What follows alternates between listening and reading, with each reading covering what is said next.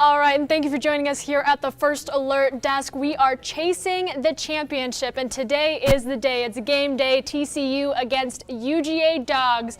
Who's it going to be? Only we can find out tonight. But before we get to tonight, kickoff at 7:30 p.m. Eastern at the Sofi Stadium in California, we have a bunch of pregame coverage that we're going to get into. We've sent out a team of 10 from Atlanta News First to bring you the latest on everything that's been going on the West Coast, from preparations to following the Dogs every step of the way since they touched down on Friday to today. This moment, thank you so much for being here. I'm Maria Moreau. All right, let's get right into it. Looking at beautiful Atlanta today, perfect game day weather. We're going to have a game day forecast for you later on today from our meteorologists Rodney Harris and Courtney Giacobazzi. You can expect that at 10:30. But before that, I want to get you out to California, to where the magic is happening, where millions of football fans across the country will be watching. Some UGA fans even already making their way out to LA, to Inglewood, California, to watch this moment in history go down. We have a lot to talk about. Let's get right into it. Taking you to our Atlanta News First website here, where we've been following this coverage. You can see SoFi Stadium. This is where it's all going down, and we've been bringing you minute by minute updates. If you've been following the fun since Friday, we've followed the departure of UGA, the beloved Bulldogs, from the Athletic Complex Center in Athens all the way to ATL, and then taking off into the air and landing at LAX Friday evening. Now, that fun continued on to Saturday. We took you to a media day where we heard from several players, Coach Kirby Smart, as well as the TCU team, Sonny Dykes, and the rest of the players all got the chance to tell people, to tell fans, to tell you guys how they're feeling about this game. And the overall conversation was that they feel ready and that they feel confident and they didn't come to lose. So a lot of excitement is building up. I'm sure wearing my red today, making sure that I am following along with you guys. But comment below. We have a question going on around here in the Atlanta News First newsroom. How many points for the title name? Is it going to be TCU, UGA, the Horned Frogs, or the Dogs? You let us know.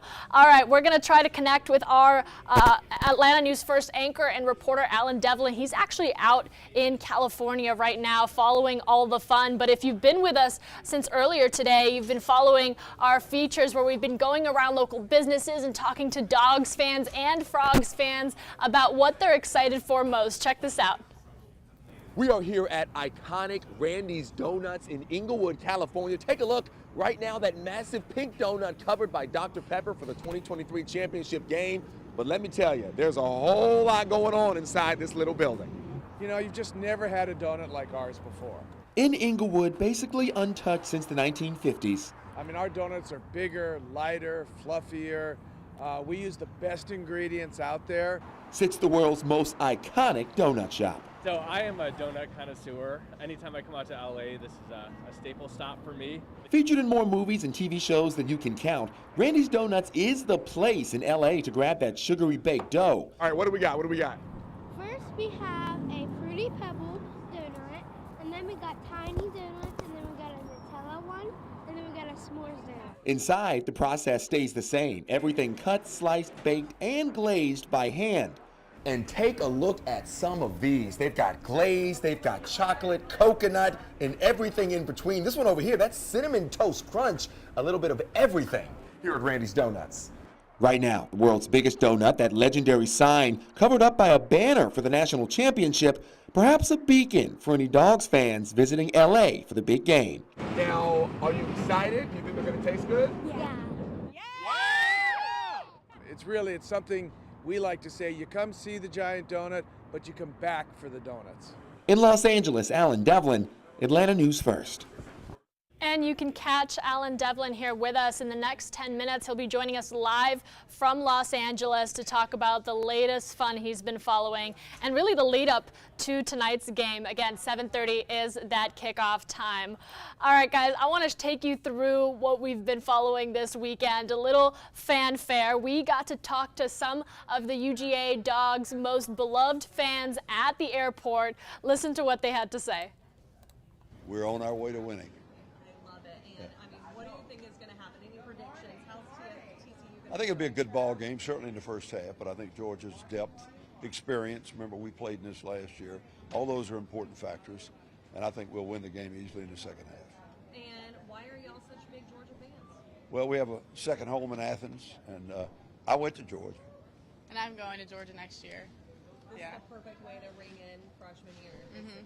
Yes, ma'am. And what are you going to be doing in LA in the meantime? We've got, a lot of sightseeing, and we lived there at one point in our life, so we know it. She's never spent much time there, so we'll do the normal stuff, Beverly Hills, other things, but it'll be a fun trip. But we're there to win the championship. All right, anything else y'all want to say? No, go Dogs. Go Dogs. Go Dogs. I love that energy. Comment below what you're looking forward to most out of watching tonight's game, where you're watching. The conversation of tailgating came up earlier this weekend, if you were with us, with SoFi Stadium stating that it would not be allowing the traditional tailgating that we see here in the South. Of course, Governor Brian Kemp, I'll take you to that, had some words to say about that, and I'll read those to you. Quote directly from the Georgia governor, while California may not know this, in the South, a tailgate with friends and family is the only way to prepare for a big game. When Georgia hosts the 2025 National Championship, we'll make sure fans are able to tailgate, even if it's at the state capitol. Some words there from the governor, throwing a little shade maybe at SoFi Stadium, but of course the watch parties are going to continue, and they're already starting to form in Athens as the team right now focuses on practicing and getting the last bit of preparations together, getting themselves in the proper mental state. We talk about the strength that the Dogs are bringing. This could possibly be their second national championship title in a row, third overall, and also to TCU, possibly earning their first national championship title since 1938. A lot is at stake tonight. We're going to be following all the fun, but if you are tailgating, let us know where you're tailgating at, what you'll be doing, friends, family. I want to hear all of it. We'll be following the celebrations every step of the way. All right, let's get you guys more California experience insight. We've been having our team of 10 following Santa Monica Pier, bringing in the experiences that come with taking that journey, following the Dogs all the way to the West Coast. We have a lot, but taking a look at SoFi Stadium, this is a magnificent shot here for you of the stadium, which I think Patrick Quinn, our reporter, described it best, calling it a spaceship. And of course, our Alan Devlin, he's outside of the SoFi Stadium right now. We'll be getting a live picture of that soon, but I wanted to show you this overnight shot that we got a little earlier, just to show you this magnificent stadium and what it will represent tonight at 7:30 when the national championship game kickoff begins. A lot of fun to look forward to. Again, this is the SoFi Stadium. If you're just joining us now, we will be talking through noon today about the national championship game that is set for tonight at 7:30 p.m. Eastern. Now, we are also going to be taking you through the LA experience, really getting you up close and personal with what it's like to be out there with the Dogs. For those of us that are in the South, cheering them on, whether you're watching from Athens, from Atlanta, or other parts of the Southeast, we are rooting for our beloved UGA team. And of course, every step of the way, that begins with pregame coverage right here on Atlanta News First. Take a look at that. That is SoFi Stadium. That's that live shot I was able to get you right now, hours before history is made. Whether it goes for the Dogs, for the Horned Frogs, history will be made tonight at this stadium. And look at that, the 2023 College Football Playoff sign already standing proudly. SoFi Stadium lit up, ready to roll for tonight. Again, if you are in California, I know some Dogs fans have already hollered at us on social media, said we made it out. We're ready to rock in person, support these guys every step of the way. That kickoff is going to be at 4:30 p.m. California time, 7:30 p.m. if you're watching on the East Coast. All right, let's see if we can connect with our reporter, Alan Devlin. I'm going to try to see if we can get him on the phone here. If you missed it, though, this was that shot that we brought you on Friday where our UGA Dawgs were boarding the plane in true Atlanta fashion, boarding the plane with Chick-fil-A's in hand, a Delta flight. Doesn't get more Atlanta than that. But right now, they are in California, and all eyes turn to SoFi Stadium, where our reporter, Alan Devlin, is. Alan, can you hear me all right? Yes, I can, Maria. How are you? I'm great. You actually have been following all the fun since you landed on Thursday. How's it been for you these past few days?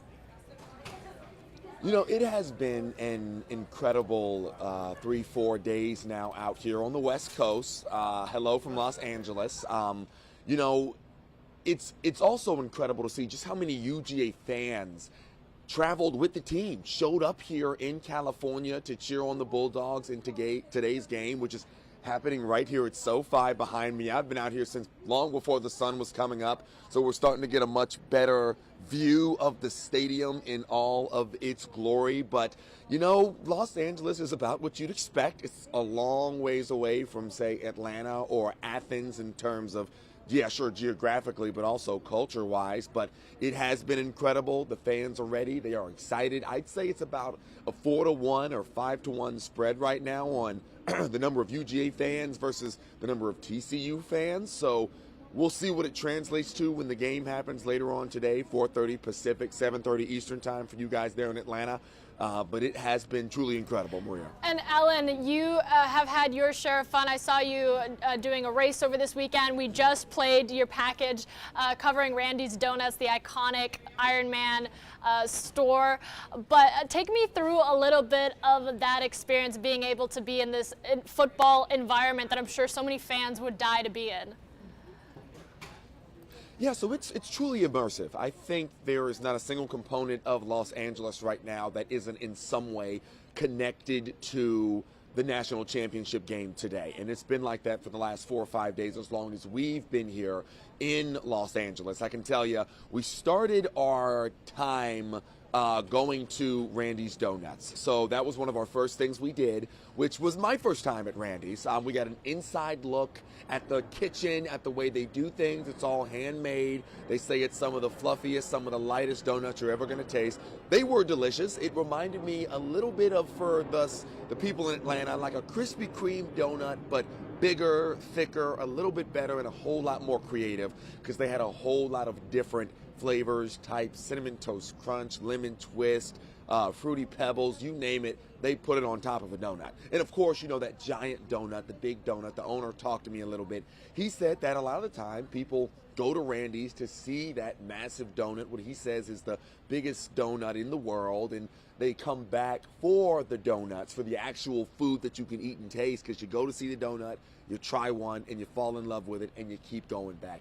That was very, very cool to see, of course, up close and personal. And as you mentioned, it's been in so many movies, Crocodile Dundee, Iron Man 2, all over the place. It's an iconic staple here in LA. And then from there, we went to the convention center and we did the 2023 playoff experience, which was an experience for sure, Fan Central. Bunch of different things going on in there. You could kick field goals, you could do a 40-yard dash, you could do an obstacle course. I tried out a lot of it. It was a lot of fun, and a lot of UGA fans were there, TCU fans there as well, getting ready for the game today, talking about how they feel like their team's going to be good to go, ready to roll. You know, from there, we also stopped by the airport, LAX, where UGA and TCU touched down. I talked to you a little bit out there on the tarmac yesterday or 2 days ago when that was. It's all a blur. These last 4 days have all been a blur for everybody out here. It's been so much going on all the time. But I talked to you when UGA and TCU touched down at the tarmac. We talked to head coach Sonny Dykes, talked to head coach Kirby Smart about their teams, you know, getting ready to compete in this game here. And, you know, they both said pretty much the same thing. They didn't come to lose. They didn't come to be second place. For TCU specifically, you know, they've had this Cinderella story-esque season, only losing once to Kansas State back in early December, and they're looking now to beat the #1 team in the country. The Bulldogs are the defending national champion. No one has gone back-to-back in playoff history so far for college football. They're trying to do it for the first time ever. So both teams coming into this with a chip on their shoulder, honestly. Both have something to prove. We'll see what happens. But like I said, no one came here to lose. You know, first runner-up isn't in the cards for these two teams as far as they see it right now. We had media day as well. You know, Maria, I'm just listing things out. There's so much going on. We had media day where we got to talk to all the players from each team. I was inside the convention center with Emily Gagnon as well, and she was running around talking to all the players. I was talking to as many as I could, quarterbacks, running backs, wide receivers, cornerbacks, defensive linemen. They were all there. They were all made available. It's been a phenomenal experience so far, and the fans, because I know that's what we really want to hear about, the fans have just had so much fun, and they are out in numbers here in LA, doing everything they can to soak in the West Coast culture, soak in Los Angeles, and then also get ready for what's going to be the center of the college football universe, the pinnacle of the college football season here, happening right behind me at SoFi Stadium in just a couple of hours now, 4:30 our time, 7:30 your time. It's going to be monumental, and we're going to hope that the Bulldogs can pull it off. And Ellen, we were talking about this weekend. All of you that flew out and made the journey out to LA have an interesting connection to Georgia, to the UGA Dawgs. You know, Ella Dorsey's an alumni. You are yourself from Georgia. Talk about how just significant this moment must feel for you, that Georgia is going to be represented in this way, and then millions of football fans across the country now have their eyes on this team. Yeah, you know, Maria, born and raised in Atlanta, Georgia, born at Northside Hospital specifically. UGA is synonymous with Georgia as a whole, and I think a win for UGA is a win for everybody, no matter where you went to college or what you studied or where you graduated from. If you have any ties to Atlanta or any ties to Georgia, then you should be a Georgia Bulldog in this upcoming game. It's incredible to see the home team look to go back-to-back in a way like this. This doesn't happen in college football like this. This isn't a 3-game series or a 7-game series. It's one game. You cannot lose when you get to this stage. There is no second or third chance. You can't re-up, go back to the drawing board, and try again in the next game. If you lose at any stage once you get to this level, you're done. And so to be able to come here and do this twice in a row, even to get to this point, even to earn a spot in SoFi Stadium here in 2023 in the national championship game is incredible by itself. The potential to do it back-to-back is insane. I think everybody in Georgia, everybody in Atlanta right now has to be recognizing just how important, how historic this could be.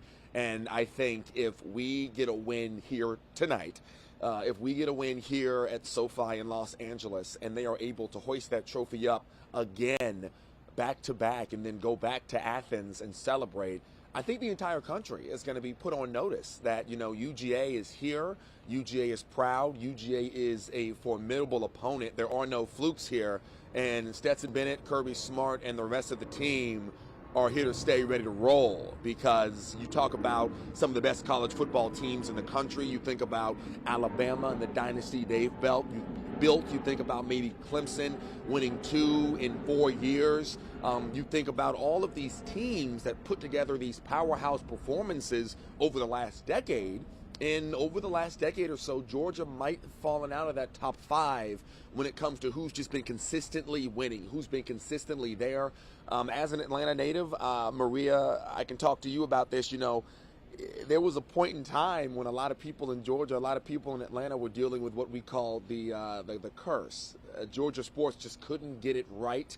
There was the infield fly for the Braves a couple of years back. Everyone knows about the Falcons blowing that fourth quarter lead going into the Super Bowl. That's even hard to think about. The Atlanta Hawks have been to the Eastern Conference Finals. They were the best team in the NBA. Some years back, got swept by LeBron James and the Cavaliers. UGA had a chance to win the national championship a couple of years back, and they fell short with a massive lead going into the fourth quarter.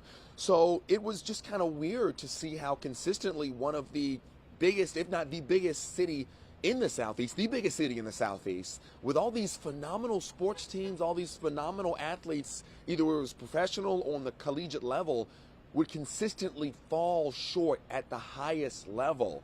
And now what you've gotten in the last 3-4 years, is a turnaround when it comes to Atlanta sports, when it comes to Georgia sports. Atlanta United with a championship, the Braves with a World Series, and now UGA looking to go back to back. It is a good time to be an Atlanta sports fan, and it's a good time to be a Georgia sports fan as a whole. I think you said that so well. You know, we talked about the Peach Bowl really being a magical moment for us at the strike of midnight. UGA winning that Peach Bowl by 1 point was almost just to a lot of people something that was meant to be, and a sign of good luck for what's going down tonight at the SoFi Stadium. I want to go back to Media Day here for a moment.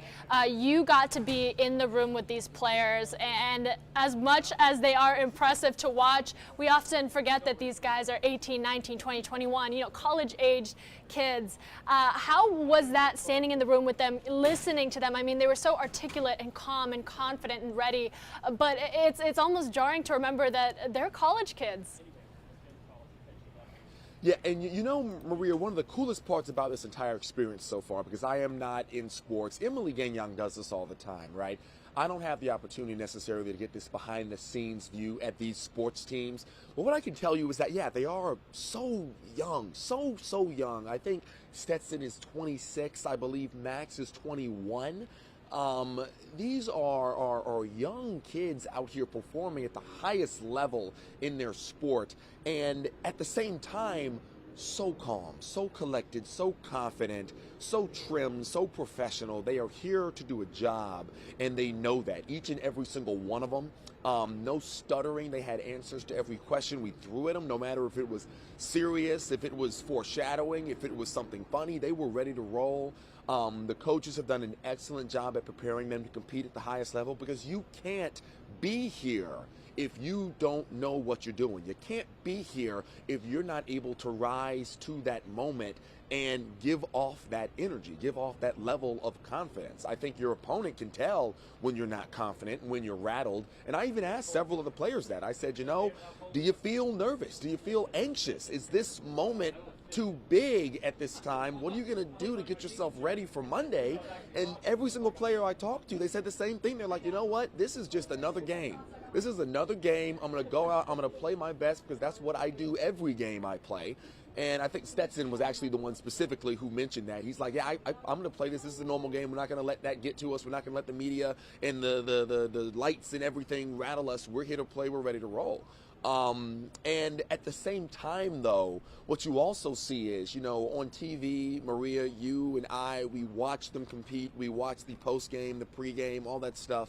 This was even more in between than that was, because while we're talking to them and they're being professional, at the same time, you had players making TikToks. You had players showing the media members how to do yoga poses, or how to do the latest trend, or the dances, or making jokes, or doing mock interviews. It was a lot of fun, and I think that is the, you know, the 18 to 19 to 20-year-old component that you get, and it's kind of the best of both worlds. It's like they are, sure, teenagers at times, and they can have fun and joke around, but when it's business time, it's business time. And that's what we're going to see on the SoFi Stadium field here in a couple of hours, business time. Because you can come and you can celebrate, you can get off the plane and you can take your pictures, and you can do media day, and you can prepare and practice all you want.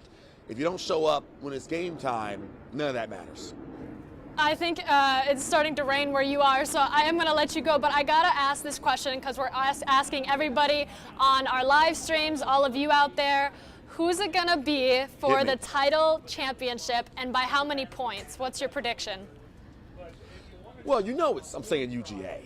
Of course I'm going to say UGA. They are the favorites. They're favored by, I think, 12 points right now, whatever it is. They're the heavy favorites, one of the heaviest favorites we've had in college football championship in a while. And, I'm going to let my photographer go. Go ahead and wipe it. Go ahead and wipe it while I'm giving this answer. Because it is raining, Maria. It started coming down on us a little bit. The weather's not that great in Cali. You think it would be the West Coast. Anyone who's from Cali right now has been telling me, look, it's the one day you're here, you get some of the worst weather we've had in California in months. But back to what I was saying. I'm saying UGA is going to win this game, and I think it is going to be closer than a lot of people think so. I know they're favorites. I know they are the powerhouse. I know they're the #1 team and the defending champions, but I don't think TCU showed up to roll over and die on the field today. I don't think they showed up to just let UGA walk into back-to-back national champions. No one wants to be the team that gave another team back-to-back titles. And I think TCU is going to really give UGA a tough go. I know some people might disagree. Some people might say they're going to take them to the doghouse in whatever capacity. I think final score, I think it's going to be a relatively, I would say maybe 42-32, 42-30, something like that, 42-35. I don't think it's going to be a blowout. It's not going to be a blowout. It's not going to be a massacre. But that's just me. I'm just one person. I'm not a sports expert. I'm a sports fan, though, and I do think UGA is going to get it done. I understand your reasoning, and I think you might be close to what ends up happening. We'll have to see tonight. Alan, thank you so much. We look forward to seeing all that you're covering out there. Thanks for taking us to LA. No problem, Marie. I'll see you soon. All right. So, guys, we have a ton more pregame coverage to get into. But we got to talk about this rain. And as you saw from Alan, it's already started. That might have some sort of impact on tonight's game. But from what we're told, the game will go on. Here in Georgia, watch parties are already starting to form. So we really want to get into your game day forecast. And for that, I'm actually going to bring in our meteorologist and traffic anchor, Courtney Jacobazi, and our meteorologist, Rodney Harris. They're going to take you through what the weather is like for all you out there in LA watching this, what the weather is like here in Atlanta. Maybe you're in Athens getting ready for those tailgating watch parties. Courtney's standing over off camera for me right now. That's why I'm looking at her. As she mics up, we're going to bring you that full forecast that you can expect out of today, and then a little look ahead at what the rest of the week might look like. Courtney. Hey, good morning. Good morning, everyone. I'm going to look really short because Maria is a whole head taller than me. But so we do have, obviously, some dicey weather over in LA for people who maybe are last minute traveling there. You'd be pushing it a little bit. But here at home looks pretty good. Rodney and I are going to talk about that. I know you have a microphone for Rodney, so. I was going to say, I'm going to step off camera to give Rodney my mic. Correct. And then he'll join you. But I'll let you take over here for now. Beautiful. Let's just do it. I mean, let's just do it. Right. So Rodney and I are going to talk about what to expect here at home. There's tons and tons and tons of watch parties going on tonight, which is fair to assume that there are just, I think we've talked about maybe 4 or 5, but there's easily, I mean, dozens across North Georgia. So we'll talk about that. Everybody should be having a watch party. Everyone. If you're not having a watch party, you're doing it wrong. With the exception of us morning folks who No, we're have to having wake a watch up. party too. I wasn't invited to that. You weren't? Well, we just told you about it. Oh, good. Okay. Rodney just made the plan as we were live on OTT streaming for you. Party at Rodney's condo, so if anyone wants to join, admission is $5. Okay, so. Oh, we're charging Yeah, people. we're Even charging better. people. Cover. Let's make some money while Cover we're to at get into your condo. All right, so we are going to talk about the forecast here. It actually looks pretty good for people who are going to be going out. LA is a different story. We'll have that forecast too, but why not start with us here in Georgia? Let's start with us, and there's a live look outdoors right now, so we're looking back over Buckhead. This is basically the story for a good chunk of the afternoon. We had some clouds around earlier this morning, of course. We told you those clouds would burn off, and they're starting to burn off now. So this is it for the rest of the afternoon. If you're going to go to any watch parties, if you're going to go earlier in the day, like before sunset, this is basically what it's going to look like. So no issues there whatsoever. We will get more clouds tonight, but those clouds won't come with any rain. So basically your forecast is looking good for anybody who's going to go out and tailgate. Here's a look at that actual forecast for the watch parties. This is in Metro Atlanta. This is in Athens over at UGA. 53 and sunny at 5 o'clock. At 7 o'clock, 48 degrees. At 9 o'clock, 46 and 44 at 11. And again, as you can see, the temperatures went to the 40s by 7. So as we get closer to kickoff, which is at 7:30, it will be chilly. So just make sure and grab a jacket. But Courtney, you and I have been talking about this a lot. The normal high for this time of year is 54 degrees. So even though it's chilly, it's normal for January. Yeah, right. Fans should kind of expect this, that it's going to be cold. It could be colder. It could also be rainier. Right. But yeah, this is pretty nice. Wear your jacket. You know, Georgia beanies, everyone's got them. All the Georgia fans have some sort of Georgia attire. So yeah, just bring out your best Georgia gear that will keep you a little bit on the toasty side because it will be chilly. But I mean, I think the thing is, like, the biggest takeaway from this is that we're not going to deal with rain. We're not going to deal with storms. We dodged that by a couple of days because we do have rain and storms on the way for the second half of the week ultimately. But no matter what you're doing tonight, you're good to go. You got the green light on it, whether you're here in downtown Atlanta or over in Athens, which is going to be, I mean, just insane, I can imagine, later today. I bet. I'd love to go to Athens. We just can't get back to work fast enough. No, absolutely not. I've only gone to Athens one time for a game, and it wasn't even a championship game, and it was wild. So, again, here's your forecast for tonight. If you're going to any of the parties, or if you're just maybe barbecuing in your backyard, that's my plan tonight, just to have a barbecue out in the backyard and watch the game as much as I can because we have to get up at 2 o'clock in the morning. So I will not be staying up for the entirety. What about you, Rodney? But see, here's the thing. Tomorrow, we talked about this earlier. Tomorrow is like Super Bowl, the day after the Super Bowl. Correct. For us here in Georgia because we're going to win.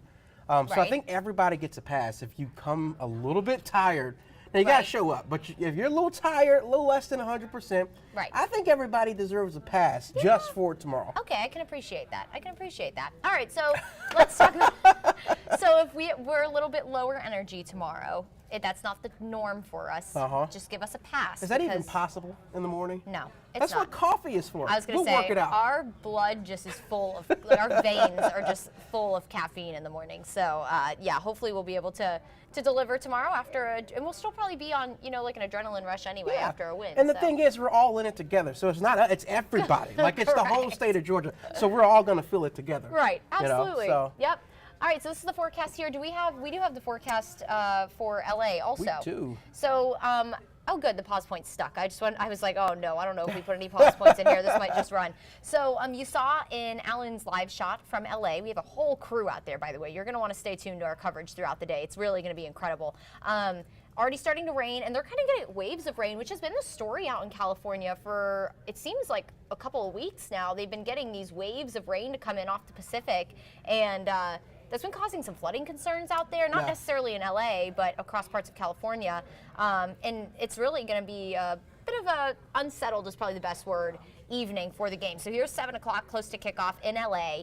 Spotty showers, but notice that line of heavier rain that will roll through during the overnight hours. But I think the best thing is that this should start to clear out as we head into tomorrow for everyone who's traveling. It does look like hopefully late morning, unless this model decided to update, and it's going to be just a dicey day. It's rain. Ella also touched on this earlier this morning because, of course, she's actually out there in LA, and we were discussing it. I mean, like, of all the places in the country where you usually can count on the weather to cooperate, Southern California is one of those places. So we started doing these travel forecasts last week, and I remember looking and being like, wow, like it's really like raining over there. So that's definitely out of the ordinary. But the good news, obviously, the game itself will be played inside, so they're not going to have to worry about that. If people going to the game, they won't have to worry about it. It's just if you're going to be out there, and I'm guessing if you're going to be out there, you're already there. But just if you're going to be not at the game and just have to move around out and about, like going to the game, coming home from the game, like you mentioned, Courtney, traveling back here tomorrow, definitely looking at crazy weather. It's just not often where we can say the weather is better in Atlanta than it is in Southern California. Correct. And I mean, look at the temperature. They were hovering in the 50s and 60s. I mean, it's pretty cool for them, but the rain is what's really kind of unusual. And it's going to start as early as now, like we saw with Allen, and then on and off throughout the entire evening. So if you aren't maybe going to the game, but you're kind of bopping around LA and checking out the restaurants and bars, because I'm sure they have a lot of watch parties going on as well. Actually, so I have a friend who lives in Los Angeles, and she saw the wave of Dogs fans out in Georgia, or out in LA, and she texted me and was like, Courtney, you are the only person from Georgia that's not in LA right now. Like, why are you not here? I told her that it was well out of my price range to go. Yes. But mine too. That's why I'm watching it on the TV. Right, a little that's expensive. My price range. Little expensive. But yeah, lots of Dogs fans there. So I'm sure, ticket to the game or not, just make sure you have your umbrella with you, or I guess you can't bring an umbrella in the stadium. So poncho, a good old poncho really does the trick sometimes. You It know what I'm does, saying? but it's the worst thing ever because you get stuck with it on, and and you're just like punches. it's like a garbage bag, Yes, just crinkling. it takes forever to take it off. so It's like if I need to uncomfortable. punch you, I'm just not going. That's where I am in my life. I'm like, all right, I'm over it. Don't go to Disney in the summertime then when those Right. like sea breeze We had to thunderstorms do roll that. through. We actually went. I won't get too far off, but yes, ponchos are not. They're not Rodney's friend. They're not my Not friend. a fan. Okay, so LA looks a little unsettled, which is again strange, but we have some weather on the way here too. So we're talking about the Dogs forecast. Are you seeing comments, by the way, that we are I missing am. answering? Brent Carr says 38-14. Go Dogs. 38 to 14. 38-14. What do you think about that, by the way? Edison says 42-17. I'm gonna let you go first. Me? Yeah. Oh my gosh. Well, let me ask you the obvious question. Okay. Will Georgia win? Yes. That was easy. Okay. Easy question. So now you got to give a score. Or something. Okay, a score. You got to make it hard. If I really get this right, you owe me lunch because Okay. I don't follow football enough to like think of like an actual accurate score. Like this might not even be mathematically possible to get this score. Let's see. Okay, so I'm gonna go 39 Ooh. to 17. 39-17. I'm writing that down. Okay. If you're going to go 39-17, I'm going to go 28. I'm going to go 31. 31. No, I changed my mind again. I'm going to go 28. I'm writing in pen here. I'm going to go 28 to 14. To 14. You're really you're that unconfident. 28. What do you mean? That's a win by 2 touchdowns. I know, but like that they're only going to score 2 touchdowns. TCU, 14. Yeah, I am You confident think their in defense Georgia's is that? defense. Yeah. You know, you're not lying. And I think Okay. after the playoff game, this past one against Ohio State, I think I'm buckle down. Okay. All right. So I'm 39 to 17. You're 28 to 14. And somebody's buying somebody lunch? Yeah. So how does it work, though, if it's not perfect? Like, how do you... Are there enough people watching that they can decide that? I don't think anybody cares. I don't think either. We'll work that out. We'll work that out. All right. So, all right. So that's our score that we're picking for Georgia, but obviously a UGA win. Yeah, all the that way. part's easy, right? Yeah, absolutely. That's it. That's all that we have question-wise. At least I didn't go back far enough. A lot of people are just saying, Just go excited, Dogs. yeah. Absolutely, and we are too. So yeah, the forecast cooperates today. Courtney, you were talking about the fact that we do have a first alert. Yep. We'll throw that in there too. Yeah, we'll talk since about we're it while with we're you. here. Just kind of circle Thursday on your calendar. We're pretty far days away from Thursday. So what we do with these first alerts is we tell you about it first, Yep. which is what we're doing now, and give you a general idea of what to expect. And as we get closer to Thursday, we'll kind of become more specific with the details. Right. But definitely going to see some rain. Looks like Thursday afternoon, Thursday evening, and the potential for storms will be there too. Right. I mean, look at the temperature, mid-60s. That's Yeah. pretty warm for this time of year. It's a little more spring-like than it is winter-like. So we'll definitely have the moisture there. We'll have the heat there, and then you bring in a storm system during the afternoon. Kind of the ingredients are there for thunderstorms. So we'll be watching it. We did mention this morning on Atlanta News First about maybe the potential for severe weather as well. So that's kind of what we know right now, which is why we're giving you, again, that first alert, that early heads up. When we know it, you'll know it. We just are expecting widespread rain and maybe some thunderstorm activity on Thursday afternoon. Yeah, I was looking at the outlooks, and the outlooks. So we have this thing called our storm from the Storm Prediction Center, the severe weather outlooks that we look at, which is sort of a generalized idea of where the severe weather could be. And we were already in an outlook for Day 4. Thursday. Right.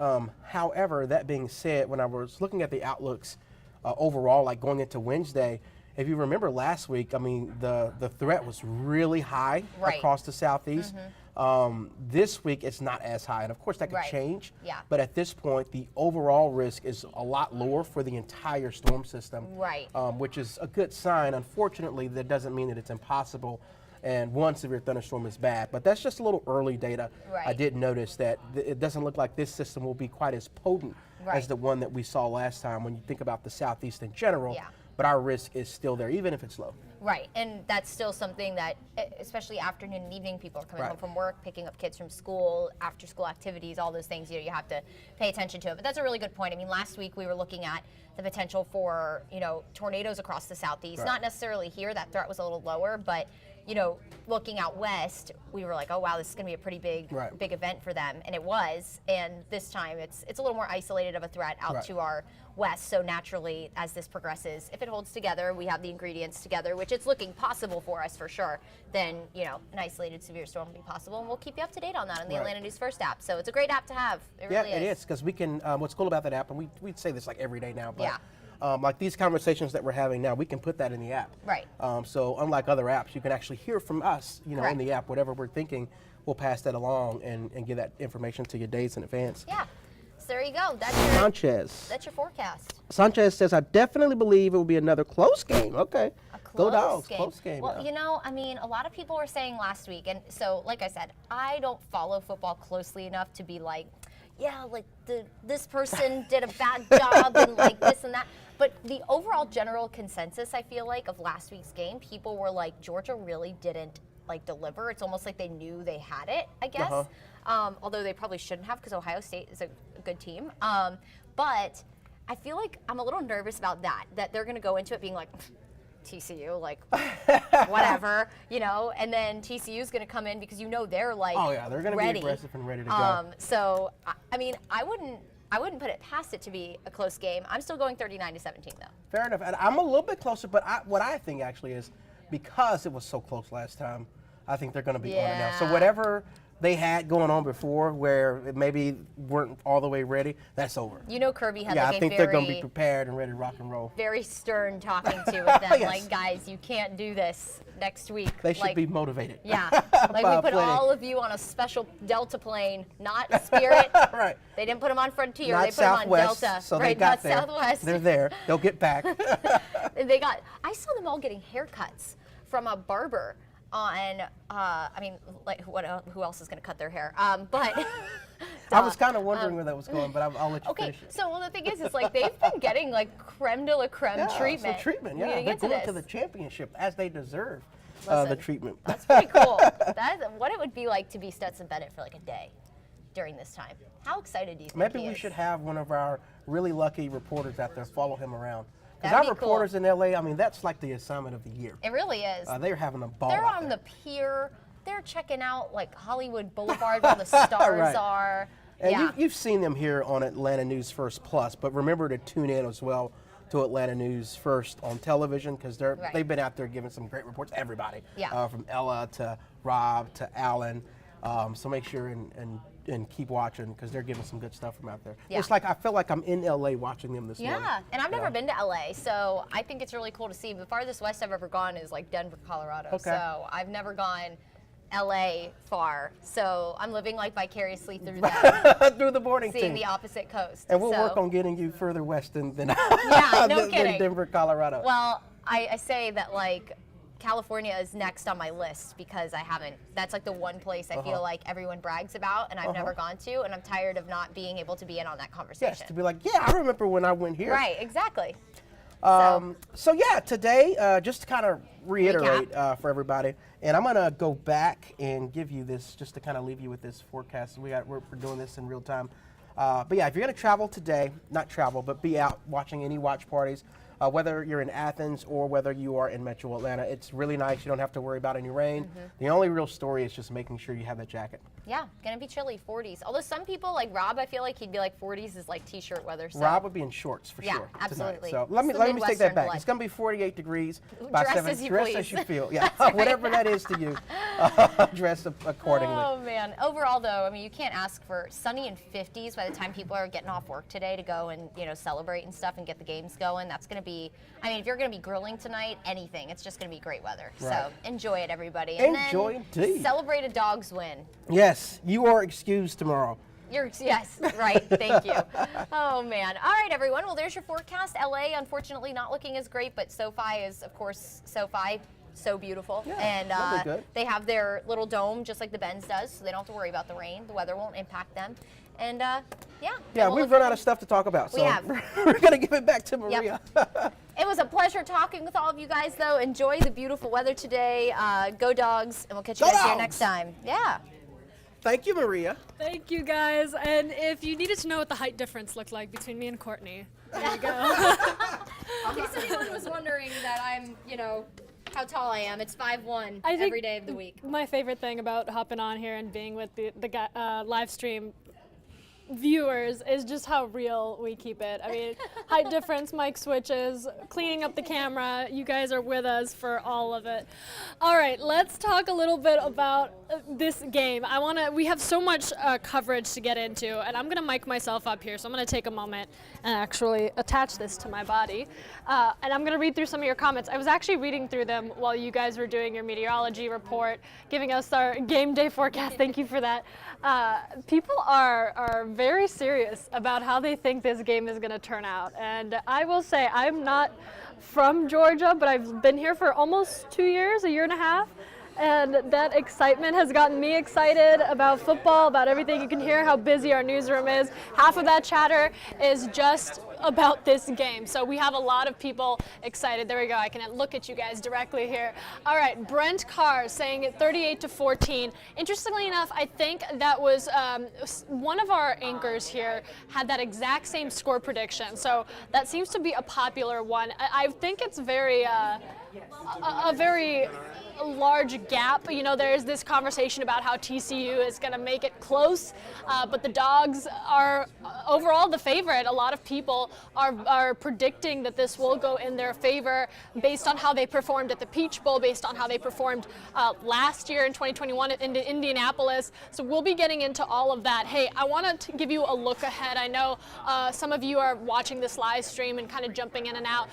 This is what you can expect as we continue on with our pre-game coverage. We're going to take you all the way until the moment of kickoff. So you can imagine we have a full day of fun, a full day to get into all that you can expect. But here coming up, we're going to take a look at this weekend and really that one-on-one that we got to get with the players. Here in about 5 minutes, we'll be touching base with Josh Morgan. He's our managing editor, my boss.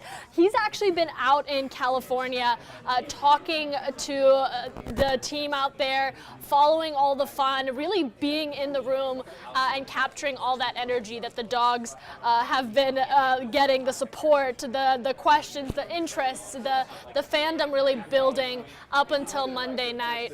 So we'll be talking with Josh here in just a few moments, but we also have crews here in Georgia. It's not all LA. We got our Madeline Montgomery, our reporter who is out in Athens watching these fans, the watch parties already forming at 10:47 a.m. People are taking this seriously. If you're from Georgia and you grew up here, you know tailgating is nothing to mess around with. So people are getting ready at 10:47 for a 7:30 p.m. game. And I honestly, I get it, guys. All right, let's look through some of these more comments here. Austin Blanco saying, watching from Alabama, I'm sorry, Georgia, but I pull for the Frogs. Let's go TCU. Austin, you are brave for commenting that, but you know what?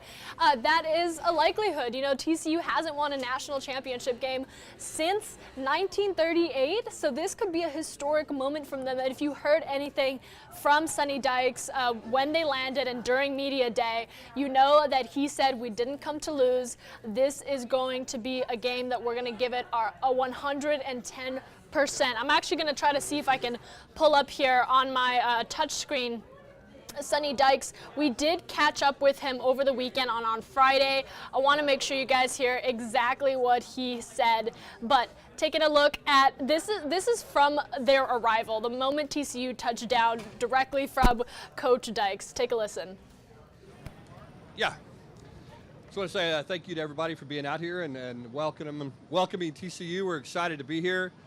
The weather is awfully nice. We left, it was cold and windy in Fort Worth today, and it's a beautiful, sunny Southern California day. So we're excited to be here. Again, appreciate you coming out and covering our team and our players. So we're excited. It's been quite a journey to get here. Our guys are well prepared. We've had a good week of practice. Had a really nice practice this morning as well. So we feel like a lot of the heavy lifting's done to get us ready to go play. You know, we'll do a walkthrough tomorrow, run through before the game. A lot of preparation still to go, but our guys are fired up to be here, excited, and looking forward to playing against a really good Georgia team.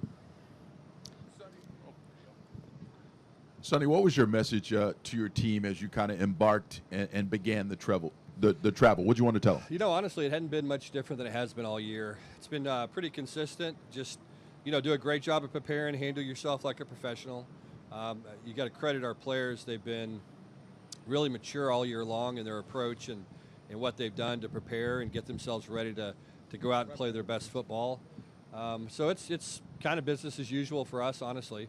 I think the approach has served us well up until this point, and so we're going to stay consistent with our messaging. And, you know, our guys see it as a great opportunity and another chance to play a game, obviously a very meaningful game, but they're, you know, we got a formula and the guys are going to follow it. Sonny, your thoughts, and you see the kids right here taking the pictures with the sign behind them, the joy they have to get to this moment that you all have worked for. Can you speak more on that? Yeah, you know, I think when you undertake a journey like this, again, especially with your first year and when you really don't have any expectations going into the year, it's quite a ride. I mean, it's been a lot of fun. You know, we haven't had a whole lot of time, honestly, to reflect on a lot of things. You just kind of, in college football, you just wake up and you go to the next day, and whether it's preparation for the next week's game or whether it's getting ready to recruit or planning or scheduling or whatever the case may be, it doesn't really slow down much. And so you don't have a lot of time to sit back and reflect. So it's just kind of, you know, follow the formula. You know, the players, I think, are really in a good place mentally. They know it's a big game, obviously, but at the same time, they know that they're prepared and they know what they've done to get ready to go play well. And so they'll do the same things. But it's been a fun ride. I think when it's all over, we have some time to sit back and look at it all, then we'll be able to take it in and reflect a little bit more than we have up to this point. But, you know, we're glad to be here. We've earned our way here. It hadn't been easy. There hadn't been anything easy about any of it. You know, we're a tough football team and a football team that's very opportunistic, and we're certainly going to have to be that way on Monday night. Mike Griffith. Those words directly from Coach Dykes. Hey, we are following the fun in Los Angeles, but also in Athens, all throughout Atlanta. And we'll be talking to Madeline Montgomery, a reporter. She's been in Athens all morning long, just getting the feel of what it's like here in the South, here where football is such a large part of Georgia culture. And I'm actually about to get Madeline on the phone here momentarily. So give me just 1 second, guys. Madeline Montgomery, a reporter, she's been live in Athens. Let's see how things are going over there. Madeline, can you hear us all right? All right, Madeline, we're having trouble hearing you. Let me see if I can. I was muted. All I'm right. clearly green at technology. That's okay. Ignore me. We can hear you great now. Hey, how you doing? You've been out there all morning long. Yes. I imagine the excitement is already starting to build, even if it's 11 a.m. Yes, okay, so it's exciting for multiple reasons out here. So it's actually not only National Championship Day, but it's the first day back to class after winter break. And so folks are really just jazzed. The students I've been talking to, they're like, you know, the fact that it is the national championship kind of helps them get back out of bed this early in the morning to get up and go to class because, hey, they'll be celebrating tonight. And pretty much everyone has their red on. Let me see if I can, I'm just killing it with technology today. Let me see if I can flip the camera around so you can see. Here we are at the Arch, which is a huge, famous spot. I would say the most famous spot on campus here. And just wanted to show, yeah, you're seeing a lot of Georgia Bulldog spirit wear out here because people want to make sure that the Dogs know from afar they are representing, cheering them on.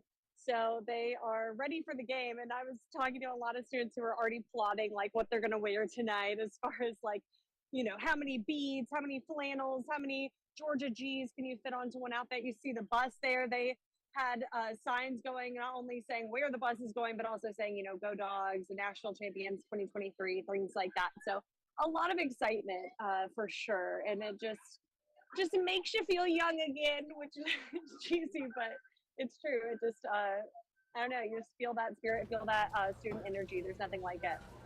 You said it best. Hey, I know you are from Georgia yourself. This must be a big moment. And I asked Alan this. He's a Georgia native, so I'm going to ask you this. You know, seeing these guys who are college-age kids but do something so significant and really magical, like making it to the national stage and having millions of football fans across the country tuning into this game.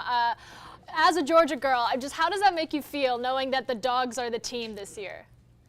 It is so exciting. My twin brother went to UGA and he was a huge fan. I spent many weekends out here in Athens cheering on the Dogs over at Sanford Stadium. And I didn't go to UGA. It's actually a big regret of mine. I went to a small school with no football, but that means I was an even bigger fan down here because they were my team since I didn't have one.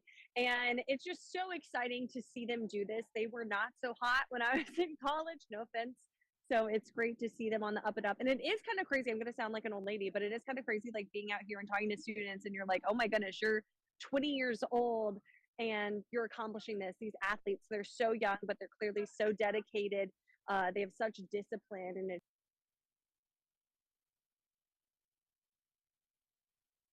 And I do believe we might have lost you, Madeline. Let's see if we can try to get some of your sound back here. I think the issue is on my end. Can you say a couple words here? All right, Madeline, we're having some technical trouble here with you.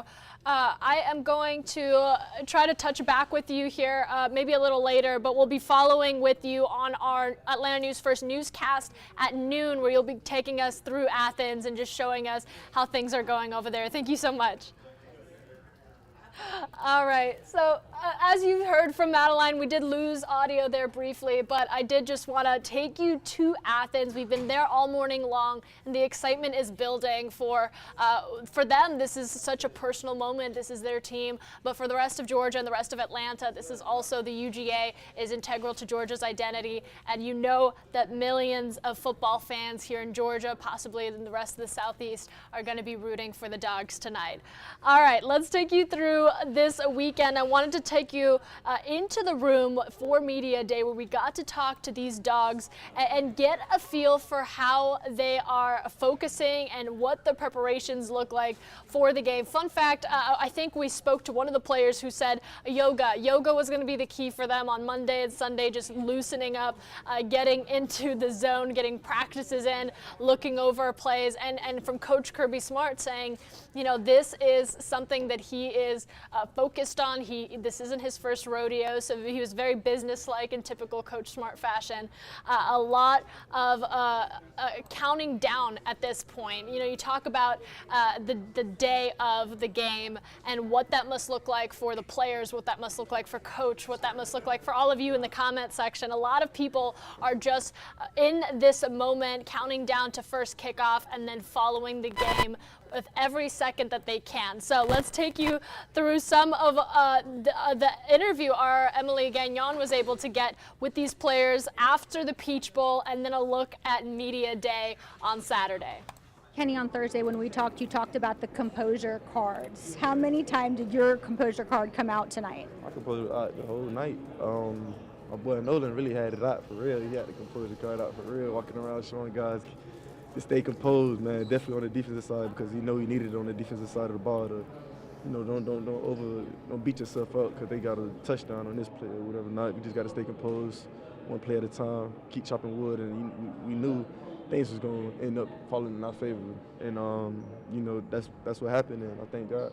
How were you able to keep your emotions in check through the highs and the lows of this one? We done been through this moment before. My team definitely done fought hard, not even during games, practices. We done had tough practices before. We going out there and still, you know, being our brother's keeper. Just going out there and, you know, caring for your brother and stuff like that. So this game really shows how we, you know, was able to come out on top. I mean, show our resiliency and composure, and that's what we did.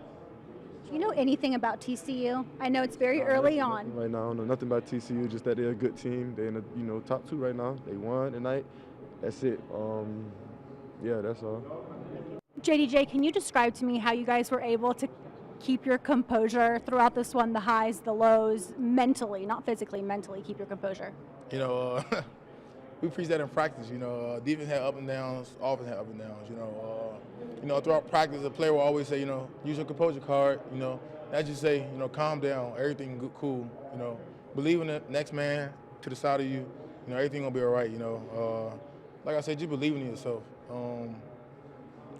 Believe in your teammate. Like I believe in Smile, man. You know, I believe in Kenny.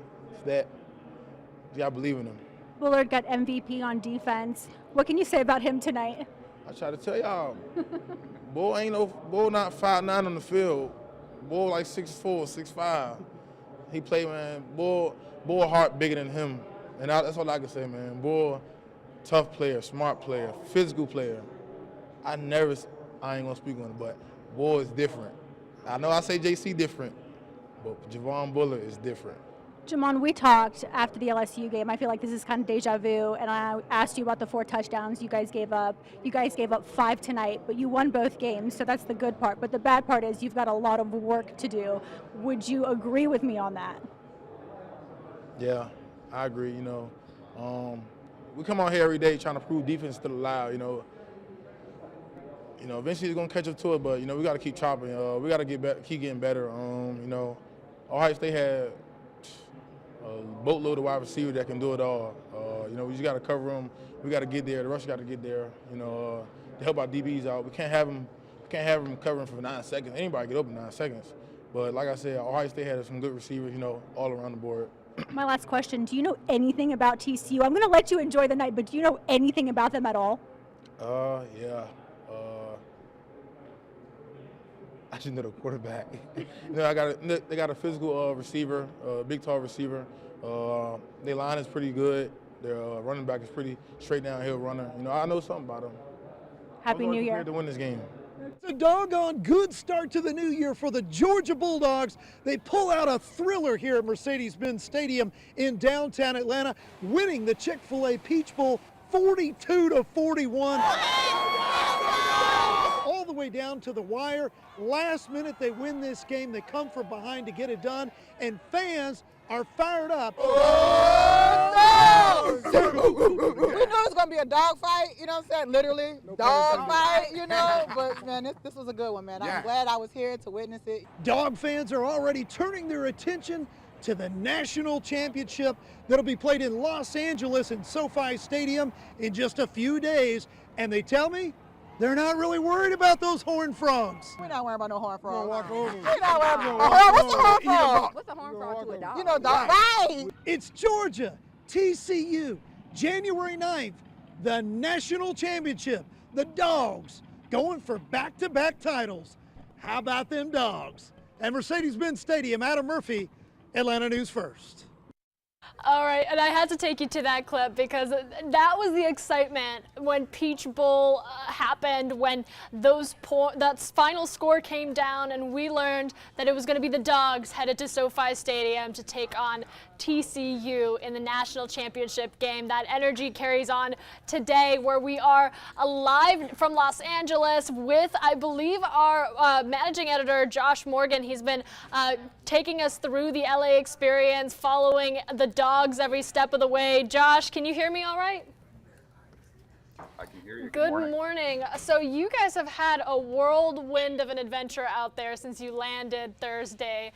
Take us through a little bit of what LA's been feeling like as it gets ready for this huge game.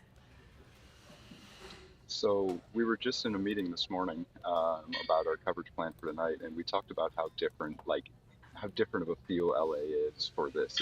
It's a big city. There's a lot going on, and this actually just kind of feels like it's another event here. It doesn't have the major, pomp and circumstance, I think, of when it was in like a smaller city like Indianapolis last year, where the whole city was ready for the college football playoff to come. Everywhere downtown, at restaurants, we had signage everywhere. Don't get me wrong, there's stuff everywhere here, but I think LA is got a lot more going on than just the college football playoff. And what we've seen a lot from Dogs fans, and seen it on the message boards on social media, is LA is maybe not, the best place for fans to come because it's so spread out. I mean, it's a massive city, a sprawling city. And so there's not kind of like a home base, if you will, whereas, a place like Indianapolis, some of the small, even Atlanta, it's a lot more dense in areas. And so there's kind of the places where everybody congregates, everybody is, all the fans can go to pep rallies. Even the fan experience from the airport and the media hotel where we are is in downtown LA.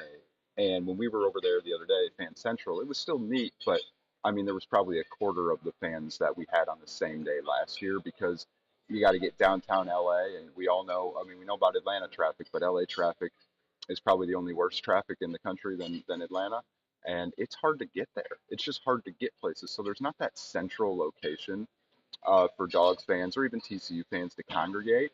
And so we haven't seen, usually like last year in Indianapolis, you walk outside the hotel, or you walk to one of the events, or you walk near the stadium, and it's either, Dogs hats or TCU hats, or last year Alabama. And this year, seeing all the people is just kind of fewer and further between, which is kind of a bummer because you lose some of the kind of the excitement, you lose some of the fun of that because everything's so spread out.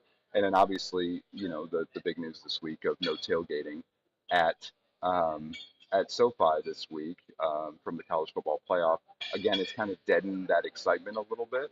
And then the worst part of all of this is it is supposed to be nasty here today. It is supposed to be rain, rain, rain, rain, rain all day. Thunderstorms tonight during and after the game. And so, maybe the game day vibe and the vibe around the city of the excitement, it's not like you're in Atlanta. Atlanta does it way better than Los Angeles, let's put it that way. Well, I was just talking to Madeline before we hopped on this call with you, and she actually proved that Atlanta does do it a little better. I should say Athens. They are already changing up the whole look to be red and black for the Dogs. I mean, you just saw jerseys and gear, and the town looked like it was Dogs Central. So a lot of love coming out of Athens, and I'm sure the rest of Atlanta as a lot of people gear up for the game. It reminded me of last year, Indianapolis. I know you were there following the Dogs then too. How does this compare, or is it just entirely different, as you said? Yeah, it's different. It's just a different experience. It's not bad. Don't get me wrong. I mean, I don't want to say bad things about, LA, and they've treated, the media has, had everything we could possibly need. And, they've allowed us access, and Media Day was a ton of fun over at the LA Convention Center, the way they had that set up. Gotten great access. It's not about that. I think it's just when you have the massive city, think about if this were, it's not the size of New York City, but, it's the closest thing we've got. There's not like a home base, right? I mean, it's so big, and there's millions of people here. You can't, there's not just this one downtown where everybody congregates. In Indianapolis, again, it's the best example, but Atlanta's a great example as well with the SEC championship game. There's kind of that area, right? There's Centennial Olympic Park, and there's down by Mercedes-Benz and in downtown and even Midtown, where everybody just is. There's things going on, and that's just it's very dense in those locations, and so you just see a lot of the fans. A lot of the activities are all in the same area. Here, the activities are across the board, and so last year we could literally walk everywhere. Everything was connected, Fan Central to the media hotel, and then the stadium was right next door. Even though it was -5 degrees, you were all right there. Here, we're shuttling and driving everywhere. Everywhere we go, it's a media shuttle here, a media shuttle there. And so the fans, similarly, I don't know how many hotels Los Angeles has, but, it's in hundreds, if not more, several hundred. They're all picking and choosing different hotels. It's not like a Georgia fans hotel, if you will, So that just lends to a little more separation and not the unity that you're used to with college football. And so now it's game day. So once you get inside that stadium, which we get to go in under 3 hours until we have access to SoFi Stadium, and we'll be there as just a little publicity starting in our 3 o'clock newscast, so 3 o'clock Eastern newscast. We will be live inside SoFi Stadium, and so once you get in there and the fans start getting in there, it's going to feel like college football again. It's just this whole week has felt a little more. I don't know, a little more removed from the college football experience. A few of our viewers weren't able to tune in this weekend when we went through Media Day and the head coach's press conference, and you were actually in that room. Take us through a bit of that. I mean, just standing next to these players, I'm sure is a dream that all UGA fans, all TCU fans would love to replace you for, just to be in that room with these guys. But you got a chance to listen to them, to talk to them, along with the rest of our Atlanta News First team. What was that like? It was a neat experience. The media day is a really neat experience to just kind of let their hair down, and they're kind of sitting there in a more relaxed situation than a traditional press conference or a traditional locker room situation, right? It's just a lot more relaxed, so you can have a little more fun with it. You can ask some fun questions. You can really dive deep. You're not on this big time crunch. Media day was a full hour for each team, so you literally had an hour to ask whatever you wanted, and that's a really neat opportunity to just get to talk to them at that level. But yesterday's coaches press conference, both coaches pretty reserved. Kirby Smart, notably very reserved, doesn't give a lot away in his answers. And so, but what they both talked about, Coach Dykes for TCU and Coach Smart for Texas for TCU, was that they have great respect for each other's program. And TCU, and I wrote a story on Atlanta News First on this yesterday. TCU had gone 3 straight years without even going to a bowl game. Forget being a national championship contender. It's been since 2018 that they were even in a bowl game of any kind. And so, and then their coach, their winningest coach in TCU history, had been there 21 seasons, been there since 2000. He quit. He resigned in the middle of last season when they were 3-5, and then they went on to go 5-7. Didn't go to a bowl game. Then they hired a new coach from SMU, from Southern Methodist, which is in Dallas, and TCU's in Fort Worth. So they hired the local guy, drove 40 minutes across the state, and all of a sudden took over this team. Max Duggan, who ended up being the Heisman runner-up, wasn't even the starter to start the season, and all of a sudden they go 13-1 and they're in the national championship game. Kirby Smart talked about that yesterday, saying,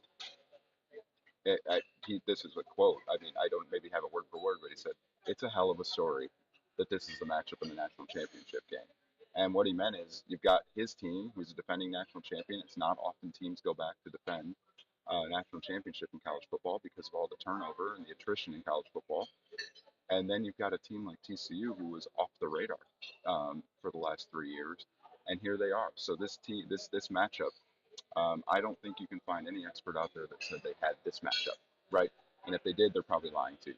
So that's what a lot of the conversation was yesterday. There was conversation about injuries. Obviously, we've got Ladd McConkey, their star wide receiver, who has been hurt. He's got a knee problem. He's probably not going to play much tonight. He said he wants to try and have as big of an impact as he can.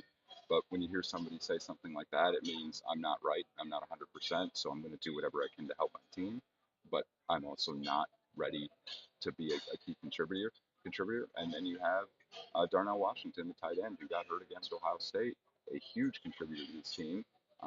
He's got an ankle, and it's one of those things that he's going to try and go. He's going to try and give it what he's got, but is he going to be a key contributor tonight either? I don't know. And those are 2 huge parts of the offense that could spell some trouble for the Dogs tonight. So, but these guys are ready. You're talking to all of them. They're cool. They're calm. They're collected.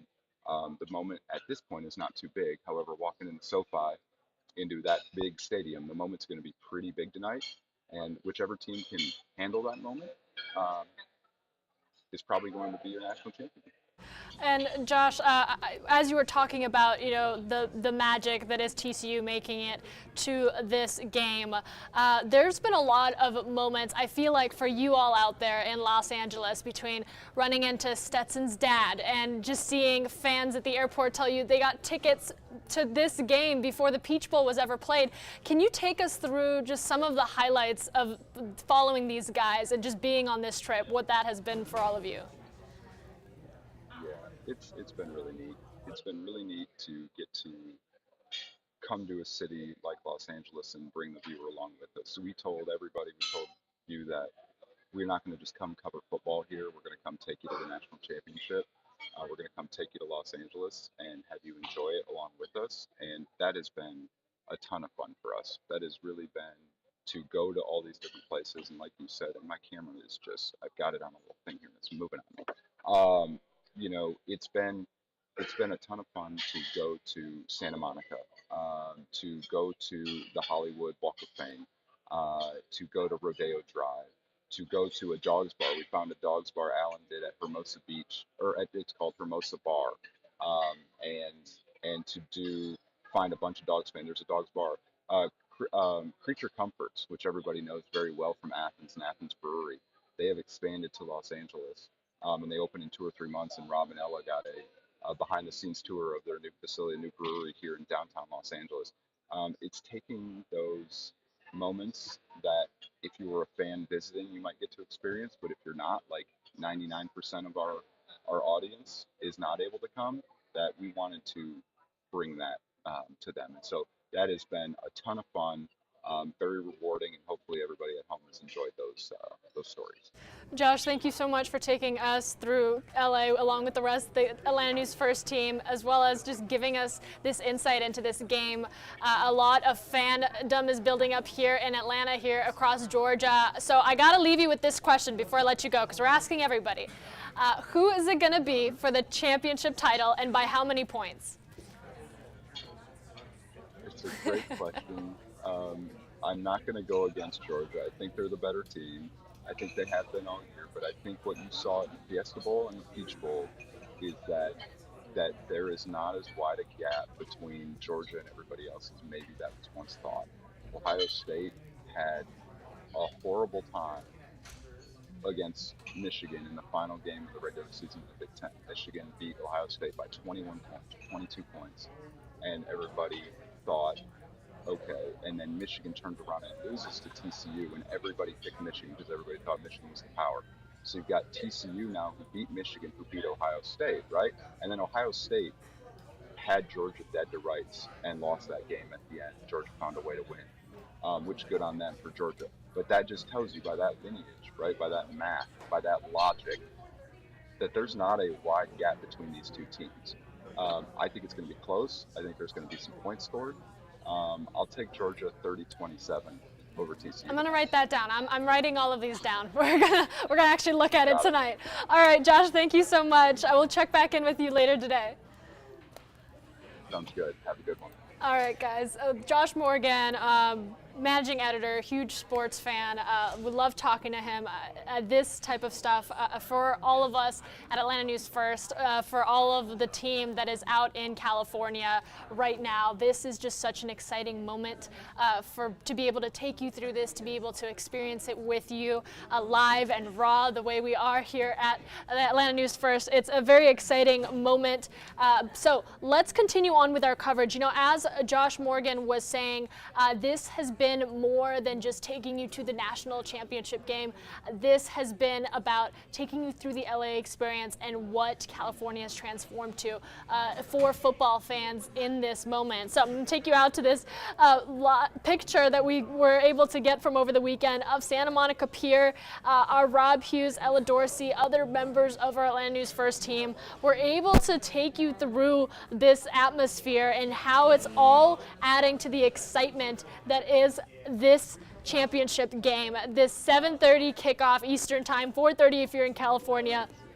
Just following along through all of it has just been a whirlwind of an experience, but also to take those of us who couldn't make that journey out to California through the highlights of what it's like to be in LA, to be in this celebratory moment. This is all just Santa Monica Pier taking you through all of this excitement. Hey, I'm going to take you through Athens a little bit. This was from earlier where we got to follow the Dogs as they left the Athletic Complex Center and went all the way to ATL Airport, got their Chick-fil-A in hand and boarded up on the Delta flight in a true Atlanta fashion to Landon at LAX to hear from Kirby Smart, who was very focused on getting his guys, getting the whole team in the mindset of, okay, we're in LA, let's focus on winning this game and playing it to the best of our ability. And if for all you football fans, you probably know Kirby Smart a lot more than I do, but following him along and his focus, his drive, and the trust these players told us that they have in him builds to that excitement of this game. So a lot to look forward to. I'm going to look at my notes here. We actually have right now Keith Marshall. He's a former UGA standout and co-founder of the Players Lounge on a Zoom call here with us. If you can bear with me, I'm going to pull him up on my computer. we're going to talk to him about this game and just about what it's been like to follow these guys here and just get his perspective. You know, it's not every day that you get to talk to UGA standout. So interesting person to talk about that, to get into the perspective that these players must be in. So we're going to try to connect with him here. In the meantime, let's talk a little bit about the fandom. I mean, you guys in the comments section saying, you know, I think it's going to be another close game. Brent saying it's going to be 38-14. Edison, 42-17. I think that's the biggest gap I've seen since we've started covering this on Friday. Penny Coffee, go Dogs. Jennifer Hester saying go Dogs. Michael Baxter, good morning to you. As we head into the afternoon hours, the fandom, and I want to talk about that because the Georgia fandom is so serious that some fans we spoke to at ATL Airport were boarding their flight and saying that they had tickets already ready to go before the Peach Bowl even happened. And you want to talk about commitment, that is commitment right there. A flight to California for a single person right now, to Los Angeles specifically, averages $2,000 from Atlanta if you're flying from ATL, and that is just a flight. You talk about the tickets for a game like this, the final game of the season, then hotel, transport, accommodations. You're looking at a range of $5,000 to $7,000, and some of these UGA fans, some of these TCU fans, they have made that happen because of the historic moment that will be tonight, regardless of which team you're rooting for. UGA possibly bringing home another championship title, or TCU winning a first championship title name since 1938, if I have my dates correctly, and I do believe we have Keith Marshall here with us. So let's see if we can get him onto this conversation to talk about what an exciting moment this is going to be. Keith, can you hear us all right? So let me know on my end if the visual is okay. You are great. You are actually live with us right now. We're on Facebook and YouTube Live, as well as our other Atlanta News First channels. I'm going to bring you up so the audience can see us. Is there a way you can turn your camera horizontally? Absolutely. All right. There we go. Thank you so much for being on this call with us. So I gotta talk to you because you have an interesting background to talk about this championship title game. You're a UGA standout. You're actually the co-founder of the Players Lounge. Talk to me a little bit about your ties to UGA and just following the guys this year to the big game. Absolutely. So I was at UGA from 2012 to 2015, played running back there. Had a great experience in Athens, and so obviously I'm a dog through and through. It always brings a lot of excitement to, you know, all the alumni, all the lettermen when the guys are going out and competing at such a high level and obviously performing at a high level. So, you know, all of UGA Nation is excited today. I know we're all collectively a little bit anxious, and I'm excited to see how the game shapes out. Absolutely, and let's talk a little bit about that. You know, the Peach Bowl was such a close game. It wasn't said to be going into UGA's favor up until the strike of midnight, when that 1 point made today a reality for them. I'm not sure what you were doing New Year's Eve. I'm sure, as many of us, you were out and about, but if you were watching the Peach Bowl, walk me through what was going on through your head as a dog, as a former player. Absolutely. So I actually did. I watched the game at home. I didn't leave the house. I sat on my couch all day and watched football. I went straight from the Michigan TCU game into our game. And to be honest, I was very nervous, like everybody. You know, I think for the majority of that game, we got outplayed. And, you know, to be down 14 points going into the fourth quarter, and it kept feeling like we were really close to falling off that cliff to where we knew that it was going to be too big to climb out of that hole. But we never quite went over the side. And, you know, obviously the fourth quarter, the tables turned. Kirby, Stetson, and the guys, they rallied. And funny story, my fiance is in residency, so she has to go to sleep around, you know, 9, 10 o'clock. And, you know, 12 o'clock when the clock hits 0 and the Dogs won, I'm running up and down the stairs, screaming at the top of my lungs, woke her all the way up.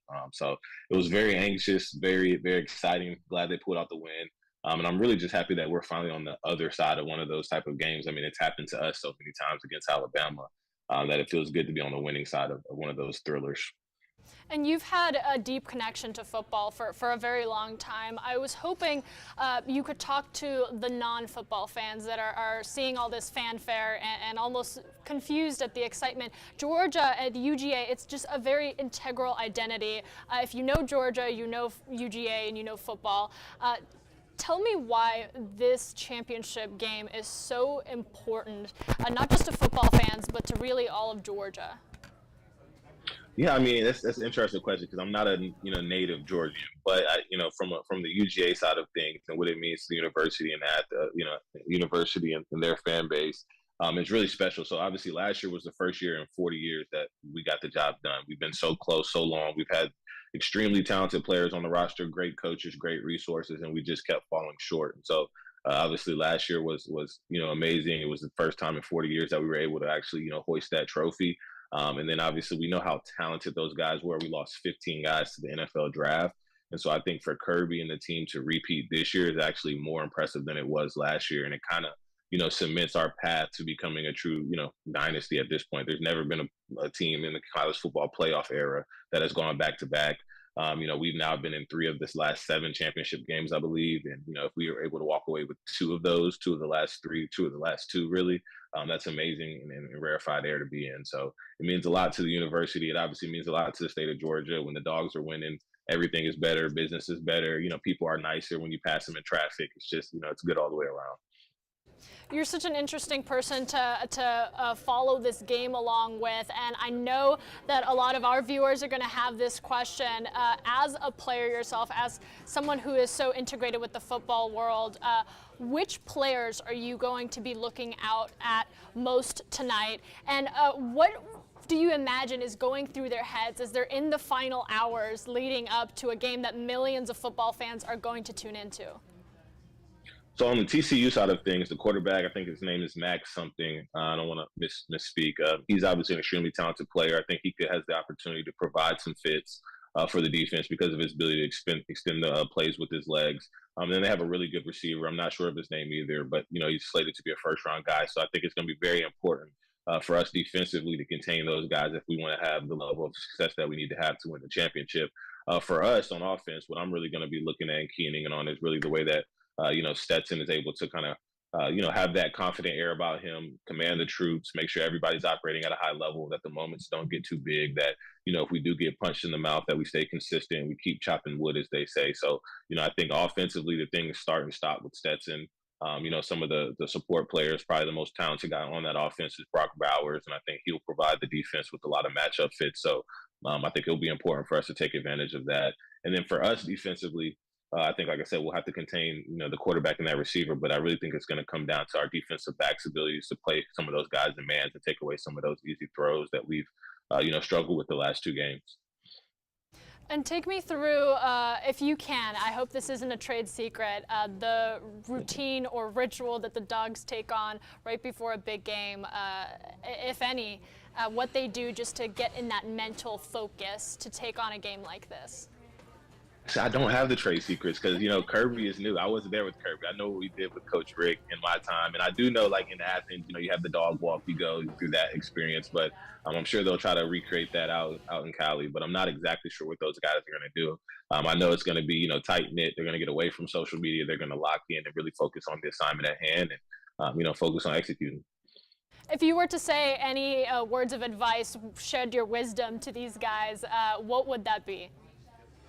I really believe we just play our game, we win. I know that sounds probably overconfident, maybe a little arrogant, but I don't think that, mano a mano across the board, that TCU is set up to match the caliber of players and the physicality with which we can play with for 4 quarters. So I really think we don't need to play hero ball. You go out there, execute, follow the game plan that the coaches put in front of them. We will be victorious. And I got to ask you this question because we're asking everybody. We got a team out there from Atlanta News First in LA following the Dogs. We're asking any Dogs player during media day, who's it going to be? I know you said you're looking at the Dogs as winning this 2nd championship title in a row, but by how many points is this game going to come down to? What are your predictions? So I think the spread is 12.5. I'm taking the over. I go UGA 41, TCU 19. I think we get them good. So, all right, yeah. I like those numbers. I'm gonna write that down because that's gonna be my prediction as well. I appreciate you, Keith. Thank you so much. Again, what an exciting moment to talk to you, to look at these guys and follow them along tonight. We're rooting for the Dogs. We're in our red. Thank you so much for talking to us. Absolutely, I appreciate you having me on. Go Dogs. All right, go Dogs. That was Keith Marshall. If you missed the start of this live stream, he is a former UGA standout. He is also the co-founder of the Players Lounge, an exciting person to talk to about a historic game that is going to be tonight's national championship. Now, again, if you were just joining us and you missed the fun, we have a team of 10 out in California, in LA, following the Dogs every step of the way and taking you through what it's like to be on the west side of things for a football game like this that will have millions of fans watching from across the country. We're going to talk a little bit more about that. I got you guys for another 30 minutes here leading up to our new newscast where we'll take you back out to California through all the fun and check in with our team out there, as well as what's going down in Athens. And I'm actually going to bring in our Tim Darnell. He's our digital content producer. He's also a bowl volunteer and a Georgia native. Tim, I'm going to have you step in here with me. So the first half of this live stream, we went out to California, a little rainy today, but the excitement heating up the place nevertheless. And then we just spoke to Keith Marshall. He's a former UGA standout who's also saying what a lot of people are thinking. This is likely going to go to the Dogs tonight. You know, they are the top returning national championship defender. So that is all eyes on the Dogs. TCU looking more like the underdog in this case, no pun intended. What are your thoughts? TCU has been an underdog from the very beginning, Maria. UGA is walking into this game. I think the last line I saw was maybe about 12.5, maybe a little bit higher in terms of what the spread is going to be. UGA has all the pressure on it because it's the #1 team in the nation. TCU is a team that wasn't even supposed to be in the bowl championship series and yet came in ranked #3, pulled off a thrilling upset really of #2 Michigan and the very well renowned Jim Harbaugh, I should say, or I might even say notorious Jim Harbaugh. But on New Year's Eve day and New Year's Eve night when UGA defeated Ohio State. UGA entered the playoffs at #1 rather. OSU was ranked #4. So now we have the #1 and #3 teams in the nation facing off tonight in Inglewood, California, SoFi Stadium. The pressure is really on UGA. Kirby Smart, Stetson Bennett IV, the 6th-year senior, young man, 25 years old, came back for another chance at another national championship.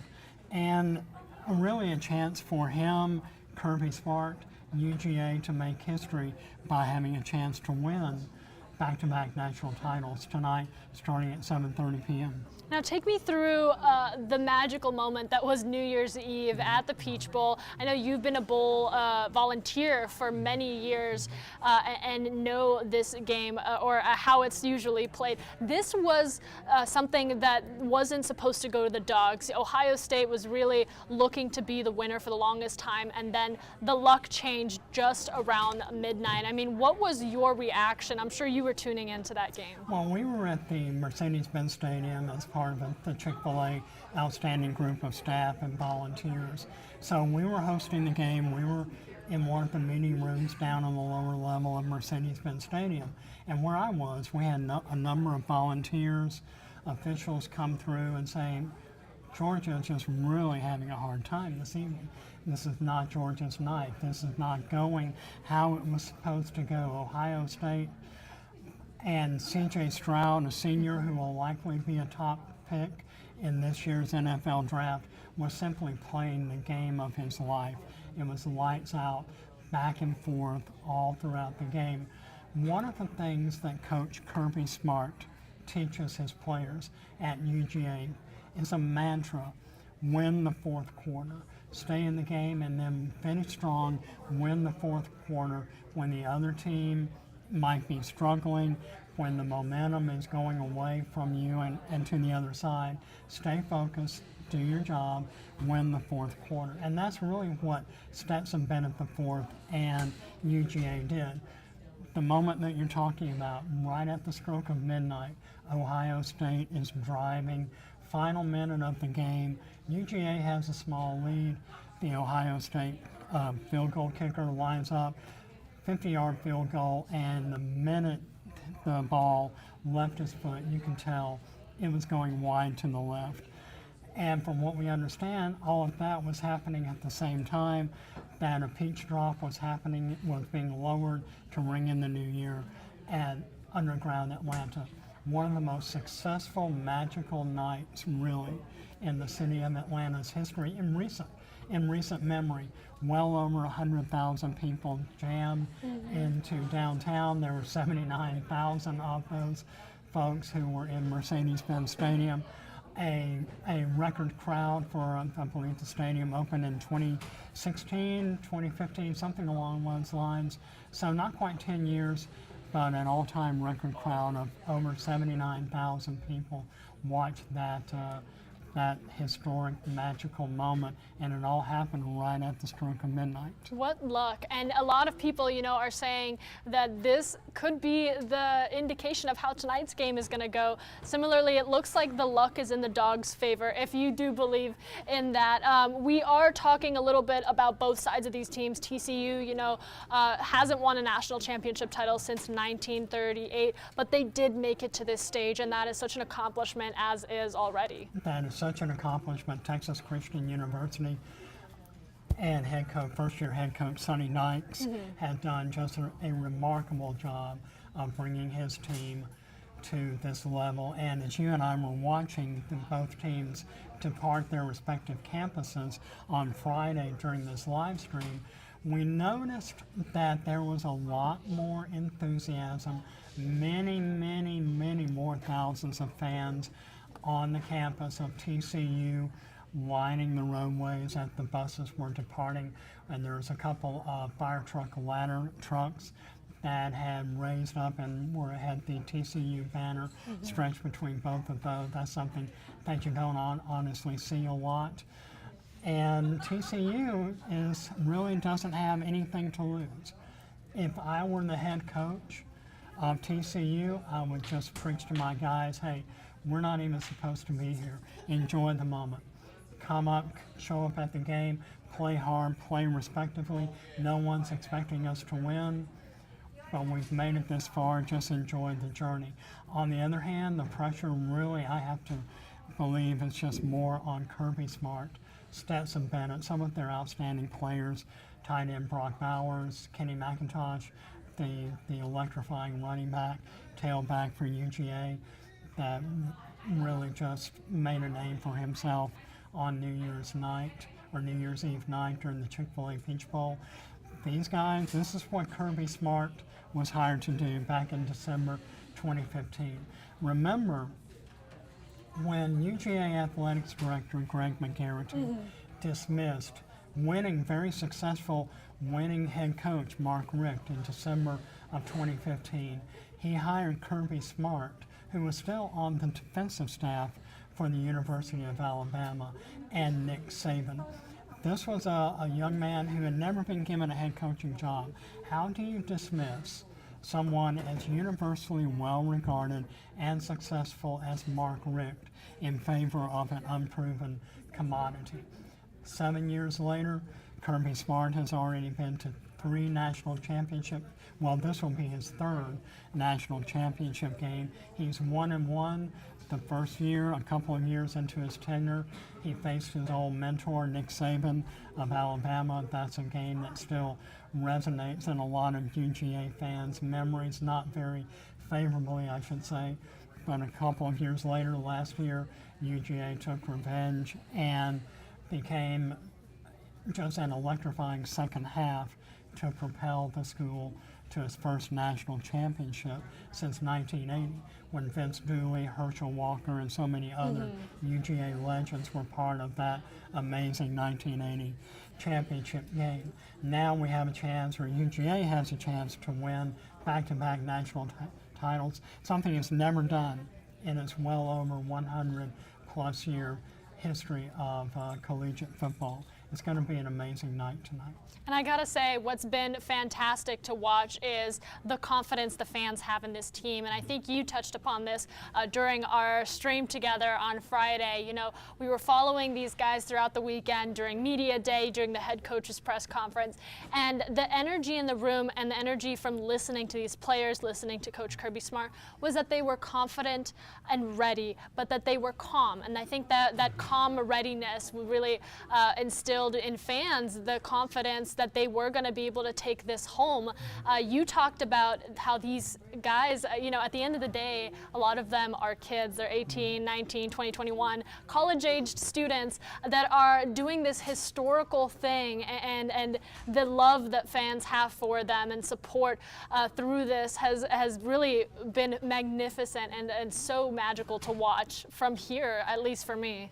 And it's all due to the coaching staff and the athletic department's direction and really being able to focus all of their players' attention on this moment. Don't get cocky. Don't start reading your press clippings or watching what people are saying about you on broadcast news.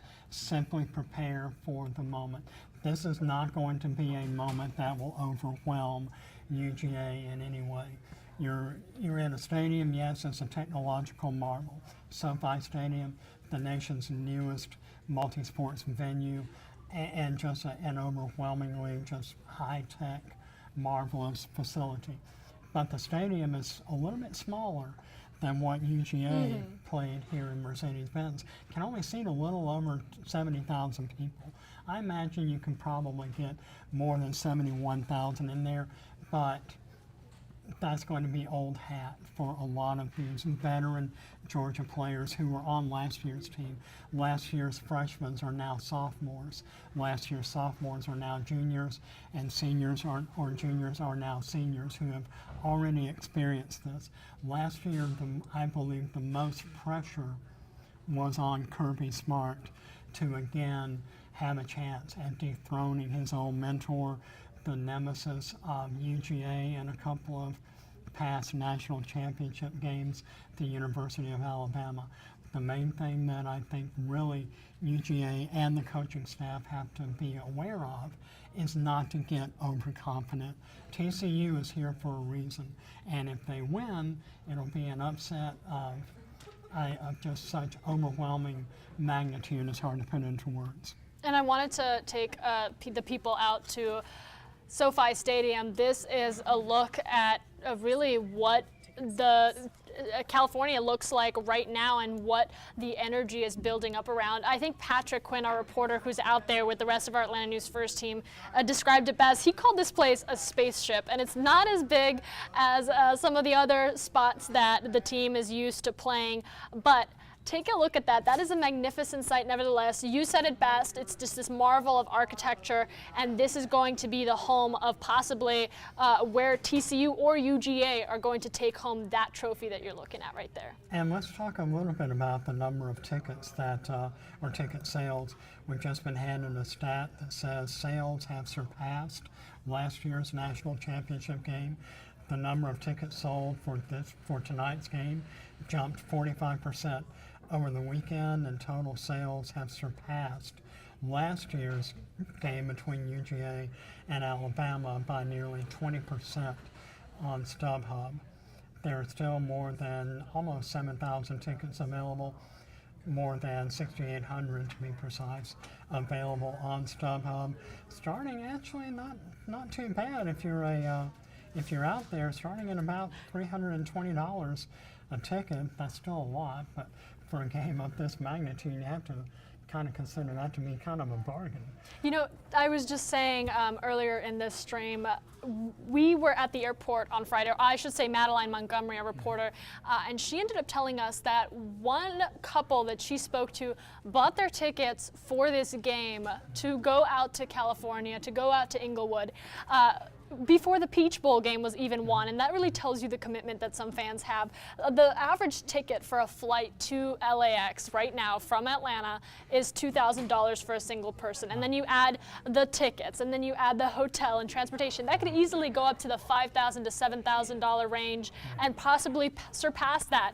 And some fans are in California right now, and they are going to be in the room for this championship game. Like you said, it could easily go well into the thousands. We have a couple of tips from StubHub. Don't pay cash. Use a service with a guarantee. Don't share ticket barcodes on your social media account. That's got to be a huge, huge no-no. And they have other tips to make your money go further. There's going to be 70,000 plus people tonight. Estimated, I believe, what was our stats on Friday? Maybe an estimated 20 million people are going to be watching this game nationwide and worldwide.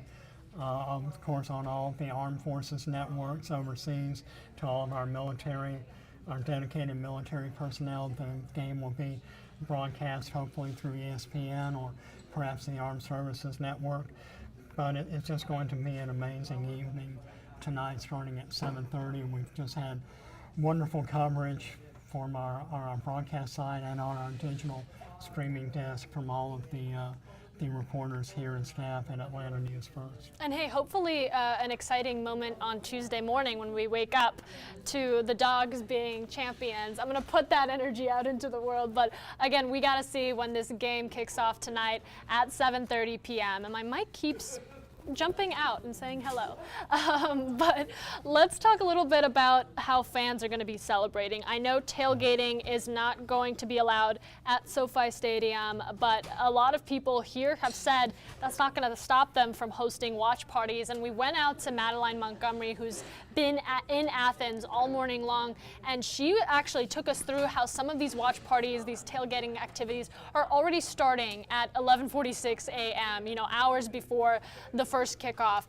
We talk about the culture around football, especially here in Georgia, and just how integral it is to what Georgia is known for. And you talk about Governor Kemp, who's even said, in 2025, I believe, if Georgia and when Georgia hosts a national championship, he will go as far as to make sure tailgating is allowed on the state capitol. So a big difference from what they're treating or they're experiencing in California. If I am a UGA fan and I have paid several $1,000s to fly out to the game, and then I'm going to pay several hundred for a hotel and to see the game, I'm not going out there just to watch a football game. I'm going to find some other like-minded UGA fans, and I don't care where it's going to be. I'm going to set up a grill. I'm going to have a cooler. I'm going to do everything I can to enjoy the moment. Now, California with SoFi Stadium is also the second stadium in the U.S. to host the two professional NFL teams, the Rams and the Chargers, and it's a multi-use facility. So I'm sure they have some environmental security reasons for not allowing tailgating to go on outside the stadium. But if I'm in my hotel parking lot and I'm jamming with a lot of my UGA fans, I'm going out into the parking lot. I'm going to do everything I can to enjoy the whole college football experience that I've grown up around my entire life. College football is king in the South. Talk about the Braves, Falcons, what have you. There is no other sport throughout the Deep South that has the religious following and the familial dedication and roots going back generations and generations than college football. You have to understand, it wasn't until 1966, my lifetime, where any professional major league sport took up residence in the city of Atlanta. Came in 1966 when the Milwaukee Braves formally physically moved to Atlanta. Prior to that, no team, no region or state in the Deep South had any professional major league team. Looking at it today, Alabama, Mississippi, Arkansas, Kentucky, South Carolina, Virginia, West Virginia, none of these states have any professional major league presence. So it's just something that is ingrained in the native Southern DNA for all of us who love college football. Yeah, you said it best.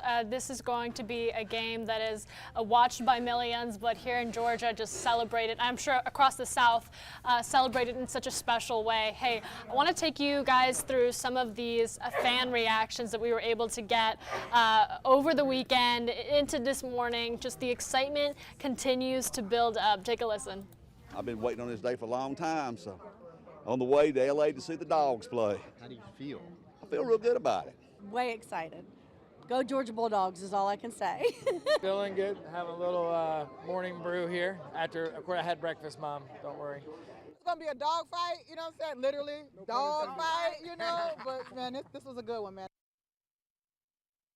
And look at those dogs as they board up. This is from our Friday stream. They were getting ready to get on this Delta flight with the Vince Dooley signature, the Dogs airplane dedicated to this team with a Chick-fil-A in hand, a very Atlanta traditional format. We followed them all the way to landing in LAX. We heard from Kirby Smart and continued to tune into all of that excitement. But since then, leading up to today, the fanfare, the excitement has just continued to build. And this is how some bars and breweries are preparing. Firemaker will be serving red beer for Georgia fans come Monday night in honor of those Bulldogs in the national championship. And you know what? We're going to go ahead and pour one here for you so you can get a sense of what it looks like. And for those few TCU fans that are here in the state of Georgia, well, they'll have purple beer for you too. But hey, doesn't red look much better? Cheers. Georgia fans raised a glass for what they hope will be a championship Monday night at Firemaker Brewing. Management here hopes to turn what is typically a slow evening into a financial winner. I would love for it to be at least like 75% to 100% boost, or 300% boost would be awesome. I would rather it be like, dang, we got rocked. Staff is prepared to handle large crowds, and they've been working hard to get their brews ready for game night. Back here, this is the big one we really like. This is our Calamity Jane. This is going to be our nice, easy drinking light beer. This is what we're really going to be pouring a lot of for the game on Monday. And just around the corner, Scofflaw Brewing Company at the Works on Chattahoochee Road is also expecting big business. The UGA Alumni Association will be hosting a watch party here for the College Football National Championship. Yeah, I'm a Georgia girl. I was born and raised Georgia, so I'm a big fan of UGA myself, but I'm also of the mindset of I just want everyone to have a good time and just come and hang out. But no, I'm rooting for UGA. And back at Firemaker, they've thrown in promotions like $10 pitchers of red or purple beer. Plus, if you show up in your Georgia or TCU jersey and your team wins, you walk out with a 6-pack of beer at the end of the night. Maybe they'll be superstitious, and in following years they'll be like, we've got to go back to Firemaker to watch the game. They won.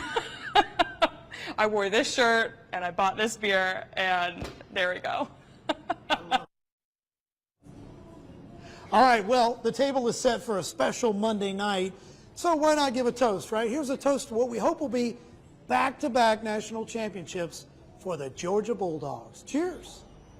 I mean, he said it best, but hey, of all the fans here in Athens and across Georgia and really in the Southeast, I think we were able to get a conversation in with a very special fan, and I'm going to let our Rob Hughes do this introduction. You would not believe our luck out here on Santa Monica Pier. Not only is there a sunrise of the century for us to enjoy, we thought we struck gold with that. Well, we really struck gold and got lucky to run across Stetson Bennett. You might know that name. You should. He's the quarterback of the Georgia Bulldogs. But we have his dad here, Stetson Bennett III. Mr. Bennett, I can't even believe how lucky we are to be out here and we just happened to run across you. Your son is the star of this team. There's a lot of good players, but certainly he's led this team this year and last. How cool is it to be his dad and be along on this ride with him? Yeah, it's a great story. I mean, you know, just to have the dream, to have the vision, to come up with a plan and just work the plan. I tell everybody it's a testament to two things. One, how good the Lord is. He's so faithful to my family, and also hard work. You know, when you've been told you can't do something, you know, it's really not up to them.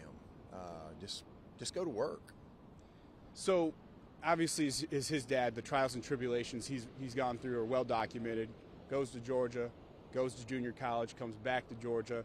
Kirby Smart, his staff have talked about how they tried everything they could to keep him from playing, not really intentionally, just because they wanted to make him prove it. He did that, led him to a national championship this year. You're on the cusp of back-to-back.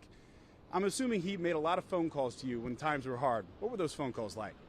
Yeah, there were some frustrations. There were some times where just elation about how well he did at practice, and you know, but you know, we never called the coaches. We never, you know, it was like you want it, you know, keep working, get up and go to work, keep your mouth shut and keep your back bent and go to work. That's kind of, you know, down at Georgia Southern, and he was at Georgia. Irk Russell said he liked those players that had a bad case of the wants. Well, that's exactly what little man, he's got a bad case of the wants. Yeah, no doubt about that. And you know what? He was doubted. You know, he's not 6'4" with a rocket arm. Now, I'm sure he'd tell you that he does have plenty of arm strength. But what do you think about this game come Monday night? I mean, there's a lot on the table there for the Bulldogs, and certainly your son.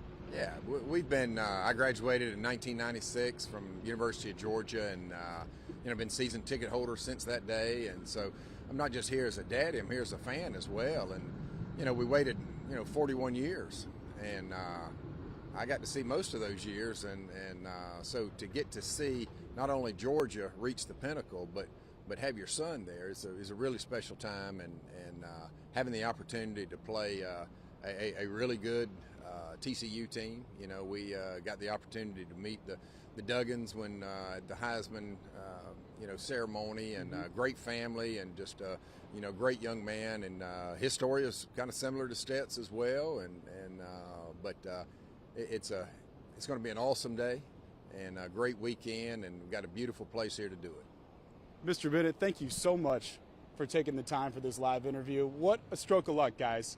We come out here to enjoy this beautiful sunrise at Santa Monica Pier, tell you about one of the coolest destinations in all of LA, and we just happen to run across the star of the show, Stetson Bennett IV's dad, Stetson Bennett III from Blackshear, Georgia. Guys, can't believe it. Megan, what a cool story, right? Stetson's story was one we followed for years, and here he is with his Bulldogs on the cusp of a second national championship back-to-back.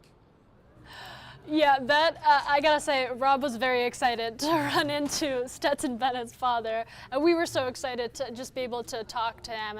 And he said it best, you know, he's the dad, but he is also a fan and an alumni. And this moment just means so much to people with those types of connections, but also just football fandom in general. And Stetson Bennett IV is a young man who we said came back for a sixth-year senior at the University of Georgia. He's an economics major. Don't know really what his athletic future is going to be. There have been many quarterbacks who have been drafted into the NFL who had very great success at the college level. Most are not able to really translate that into a stellar NFL career, at least not at the quarterback level. Very few and far between. Stetson Bennett IV throws a very nice deep ball, whether or not he has the arm strength to make it in the NFL, or even if that's an interest of his. But being an economics major, you know, his future is very bright, if nothing more than as a motivational speaker. This is a young man whose life story, it should already have been developed into a Hollywood script, and maybe is happening right now as we speak. But he obviously has to deliver tonight. He's a young man facing a lot of pressure, but he's made it to a point to succeed so far. So we'll find out in another few hours. And as we count down to kickoff, 7:30 p.m. Eastern, we are going to continue to bring you pregame coverage, starting with our new newscast here in about 2 minutes. We're going to take you back through LA to our teams out there, to Athens and all across Georgia, where people are preparing for the game that's going to have millions of fans cheering the Dogs or the Frogs on. It's up to them on who will it be, but kickoff is tonight. We will be back here on this live stream at 12:30 p.m. to continue our game day coverage. Thank you so much.